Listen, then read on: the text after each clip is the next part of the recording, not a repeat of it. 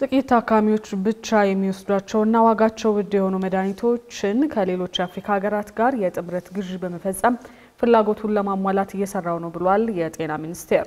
የአፍሪካ መድኃኒት ግዢ ጥምረት ጉባኤ ዛሬ በአዲስ አበባ ሲካሄድ ኢትዮጵያን የአፍሪካ ግንባር ቀደም መድኃኒት አምራችና አቅራቢ ሀገር ለማድረግ እየተሰራ መሆኑን ነው ሚኒስቴር መስሪያ ቤቱ ያሳወቀው።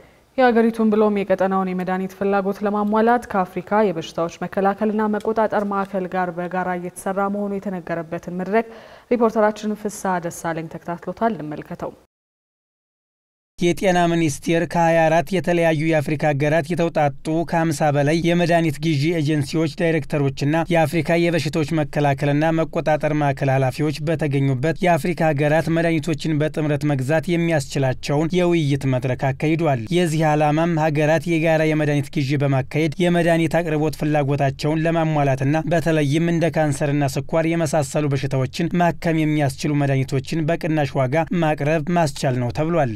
ትንሽ ምንፈልጋቸው መድኃኒቶች አሉ። በተለይ ደግሞ አሁን ከደረስንበት የጤና ስጋት አንፃር ተላላፊ ያልሆኑ በሽታዎች እንደ ካንሰር፣ የልብ ህክምና ምንላቸው በጣም በትንሽ ሰው የሚታመምባቸው ትንንሽ መድኃኒት ምንፈልጋቸው አሉ እንደ አህጉር እንደ ሀገር።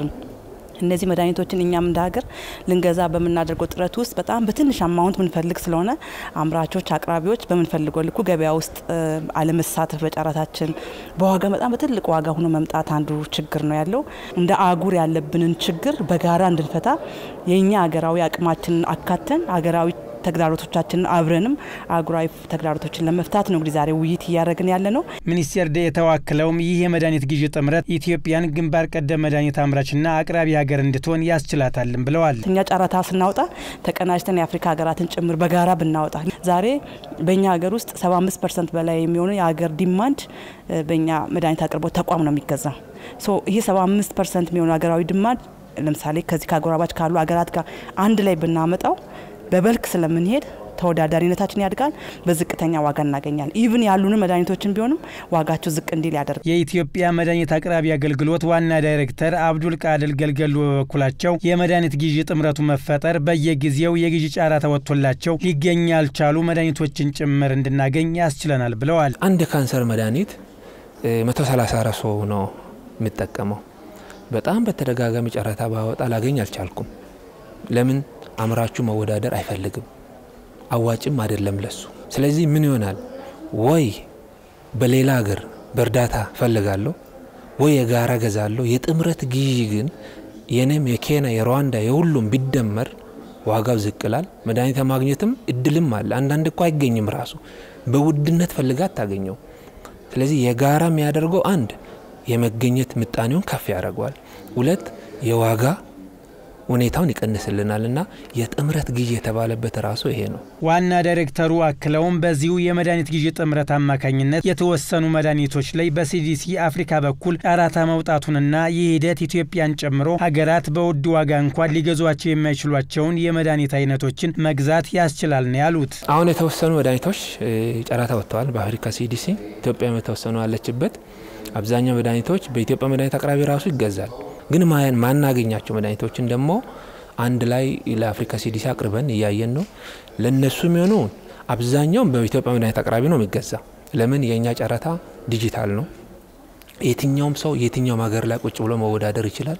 ስለዚህ ይሄ ውጤታማነት ያመጣል ማለት ነው። የአፍሪካ ሀገራት የመድኃኒት ግዢ ጥምረት አሁን ላይ ኢትዮጵያን ጨምሮ 10 ሀገራት አባል ሆነውበት የተጀመረ ሲሆን በሂደትም ሁሉም የአፍሪካ ህብረት አባል ሀገራት ይቀላቀሉታል ተብሎ ይጠበቃል። የሚኒስትሮች ምክር ቤት የኢትዮጵያ የኒኩሌር ኃይል ኮሚሽን እንዲቋቋም የሚፈቅድ ደንብ ላይ ዛሬ ማለዳ ውሳኔ ካሳለፈ በኋላ ሳንዶካን ደበበ የኢትዮጵያ ኒኩሌር ኃይል ኮሚሽነር ሆኖ መሾማቸው ተነግሯል። ምክር ቤቱ በዛሬው ዕለት ባካሄደው 49ኛ መደበኛ ስብሰባው ኢትዮጵያ የኒኩሌር ኃይል ኮሚሽን እንዲኖራት የሚያስችለውን ደንብ ያጸደቀ ሲሆን ደንቡ በነጋሪት ጋዜጣ ታትሞ ከወጣበት ቀን ጀምሮ እንዲተገበርም በሙሉ ድምጽ ወስኗል። ከዚህ ውሳኔ በኋላም ጠቅላይ ሚኒስትር አብይ አህመድ ከዛሬ ጥቅምት 4 ቀን 2018 ዓ.ም ጀምሮ ላለፉት 2 ዓመታት የጠቅላይ ሚኒስትር ጽፈት ቤት ልዩ ኃላፊ ሆኖ ሲያገለግሉ የቆዩትን ሳንዶካን ደበበን የኢትዮጵያ ኒኩሌር ኃይል ኮሚሽነር አድርጎ መሾማቸውን የጠቅላይ ሚኒስትር ጽፈት ቤት አስታውቋል። በተመሳሳይ የሹመት መረጃ ከዚህ ቀደም የመንግስት ኮሚኒኬሽን አገልግሎት ሚኒስትር ሆነው ሲያገለግሉ የቆዩት ለገሰ ቱሉ በጅቡቲ የኢትዮጵያ ባለሙሉ ስልጣን አምባሳደር ሆነው መሾማቸውን የውጭ ጉዳይ ሚኒስቴር አስታውቋል።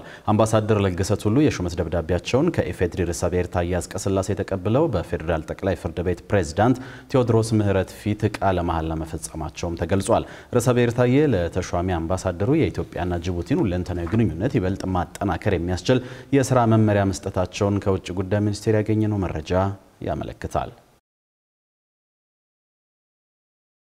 ከሹመት ነክ መረጃዎች ወጣ ስንል የዓለም ባንክ የኢትዮጵያን ልማት በዋና ዋና ዓለም አቀፍ መርሃ ግብሮች ለመደገፍ ጽኑ ፍላጎት አለኝ ብሏል።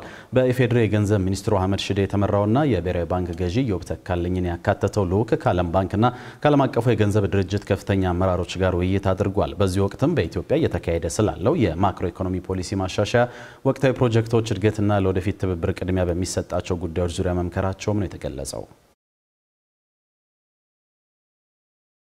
የኢትዮጵያ የውሃና ኢነርጂ ሚኒስቴር የግብጽ ባለስልጣናት በታላቁ የኢትዮጵያ ህዳሴ ግድብና በአባይ ወንዝ ተፋሰስ ዙሪያ በቅርቡ የሰጧቸውን መግለጫዎች ጥላቻን የሚቀሰቅሱና የቅኝ ግዛት ዘመን አስተሳሰብን የሚያንጸባርቁ ናቸው ብሏል። የተፋሰሱ ሀገራት በወንዙ እኩልና ፍትሃዊ የሆነ የመጠቀም መብት እንዳላቸው ግብጽ እውቅና መስጠት እንዳለባት ያነሳው መግለጫው ግብጽ ከአባይ ወንዝና ከታላቁ የህዳሴ ግድብ ጋር በተያያዘ የከፈተችውን ዘመቻ ትርጉም የለሽ ሲል ገልጾታል። ሚኒስቴሩ በመግለጫው ኢትዮጵያ በአባይ የመጠቀም መብቷን ለማንም ማሳለፋ እንደማትሰጥ ያረጋገጠ ሲሆን የግብፁ ፕሬዝዳንት አብዱል ፈታህ አልሲሲ በሱዳን ውስጥ ለተከሰተው የጎርፍ መጥለቅለቅ የህዳሴው ግድብ መንስኤ ነው ሲሉ ያቀረቡትን ውንጀላ ውድቅ አድርጓል። የራስ ገዟ ሶማሌላንድ ፕሬዝዳንት ሙሐመድ አብዱላሂ ለይፋ የሥራ ጉብኝት አዲስ አበባ መግባታቸውን የግዛቲቱ ፕሬዝዳንት ጽሕፈት ቤት አስታውቋል። ይህ ጉብኝት ትልቅ ዲፕሎማሲያዊና ስትራቴጂካዊ ፋይዳ አለው ያለው የሶማሌላንድ ፕሬዝዳንት ጽሕፈት ቤት ሶማሌላንድ ከኢትዮጵያ ጋር ያላትን ዘላቂ አጋርነት ለማስቀጠል ያላትን ቁርጠኝነት የሚያረጋግጥ መሆኑንም ጠቅሷል። ፕሬዝዳንቱ ከተለያዩ ሚኒስቴር መስሪያ ቤቶች ከተውጣጡ ከፍተኛ ባለስልጣናት ጋር ወደ አዲስ አበባ መምጣታቸው የተነገረ ሲሆን ልዑኩ ከኢትዮጵያ ጋር በደህንነት፣ ንግድ፣ ኢኮኖሚ፣ መሰረተ ልማት፣ ድንበር ዘለል ትብብሮች ዙሪያ እንደሚመክርም ተመልክቷል።